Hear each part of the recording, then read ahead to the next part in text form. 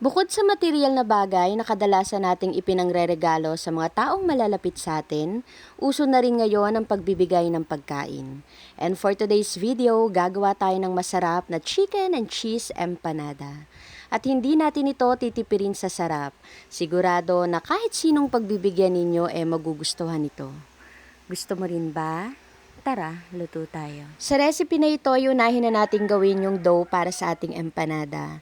Sa isang mixing bowl, pagsamasamahin lang natin dito yung 3 cups ng all-purpose flour, 1/4 teaspoon ng salt, 1/4 cup ng sugar, at 3/4 ng butter.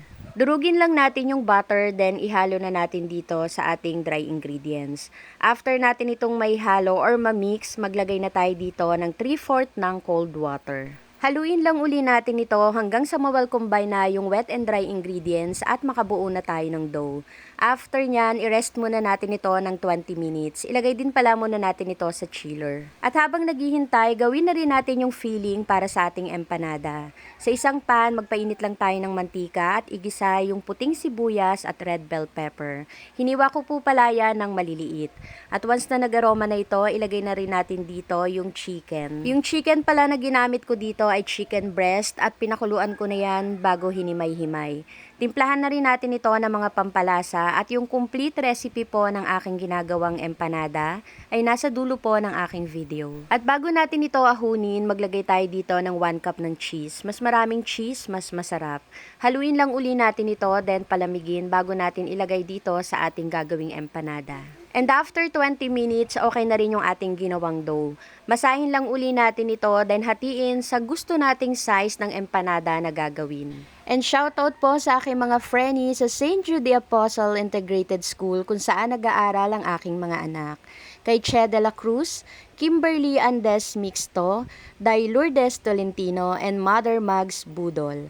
Mga day, ano na. At sa paglalagay pala ng filling ng ating chicken empanada, wag natin itong tipirin. Maglagay tayo ng hindi naman susobra yung kakasya dito sa ginawa nating dough. At para maging cheesy, lagyan pa natin ito ng mozzarella. I-close lang natin yan, then i-press natin gamit yung tinidor para magkaroon din ng design. At bago natin ito lutuin, pahira natin ito ng itlog. Nag-beat lang ako ng isang egg, then nilagyan ko ng konting tubig, then i-brush natin yung ibabaw. At sa pagluluto naman, sa air fryer ko ito niluto para hindi na natin kailangan pang maglagay or gumamit ng mantika.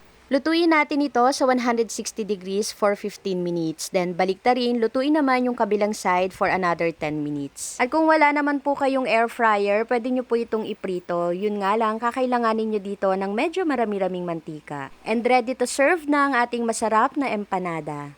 Gusto mo rin ba? Tara, kain tayo.